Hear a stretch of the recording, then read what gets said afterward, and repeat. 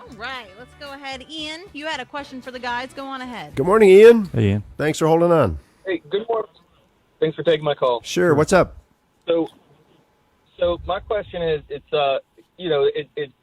expensive to convert your assets or securities to cash, but right now you've got bonds selling above face value. You've got all the indications of a collapsing economy, unemployment numbers, the CPI, interest rates can't go any lower. Like, I don't think anyone disagrees that there's going to be a contraction, but I don't see anybody running to convert to cash. I'm just wondering why no one's doing that, given that it's going to be more expensive after legislation. And what are they waiting for, really? Unless they're at like a 30-year time horizon, I would expect there to be more of that, and I don't see it. I was wondering what your take was. Well, first of all, you're talking about market timing, and market timers in the long run never do well because you have to decide when to get in and, more importantly, when to get out, or vice versa, when to get out and when to get back in, and nobody can do that consistently. The key to long-term financial success, Ian, is to be diversified, and you sound like you're a young guy. Am I correct? How old are you? Oh, I'm 40. It's kind of young. No, you are young. That's You are young. young. You are very young. So here's what you need to do. You need to be a little bit more aggressive in your investing, and you need to have diversification, and don't look at it for 25 years. Unless you need the money short term, and if you need the money short term, you shouldn't be invested. There's people out there that'll tell you, they want to convince you that they have the secret formula. They can tell you when to get out of the market, when to get back in the market, and they run the scare tax up, Biden's going to do this. You need to have a Biden plan in case something happens to your portfolio to protect yourself. That's a gimmick. What you want to do is have a diversified portfolio that works for you. And if your portfolio is well diversified, you don't have to worry too much about market swings. That doesn't mean that you won't have a hiccup, right, Rodney? That's right.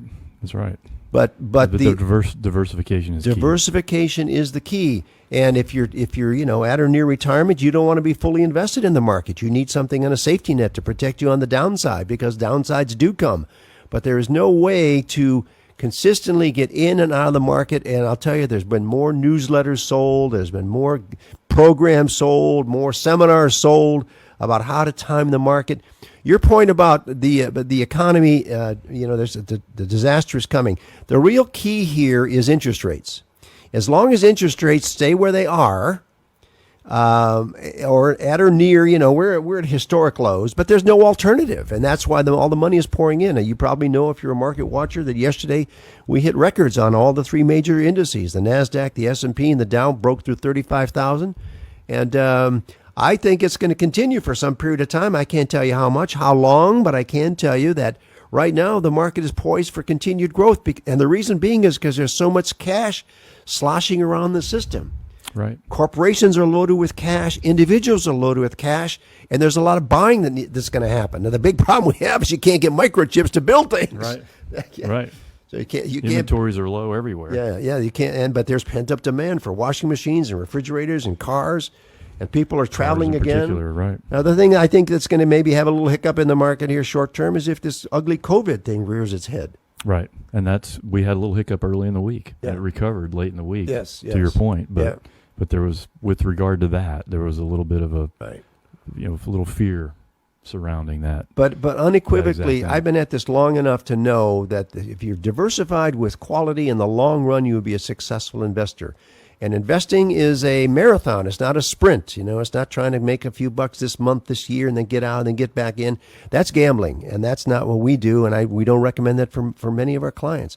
Some people like to do that for entertainment, and day trading is a whole separate profession, and some people make money at that. Some people lose money at that, but that's not what we do. Ian, I understand exactly where you're coming from. We all read the paper, we all watch television and hear what's going on the radio, and we try to read the tea leaves and try to read between the lines. If you're invested in good companies around the world, those companies will always be there. That does not mean that their value won't go down because people need to get out for whatever reason, or they're going into a recession or another pandemic. We've always had that kind of stuff, where there's world wars or presidential assassinations or dollar collapsing. It's always been there. But if you have good companies that are diversified, you will in the long run be a successful investor. And you need to know the timing in which you need to draw your money. And your portfolio needs to be built. If you're working with a certified financial planner that has done some planning for you, he or she has that portfolio structured so when those times come, you don't have to be selling when things are down. You still have enough cash to get you through until the markets come back. That's good prudent investing.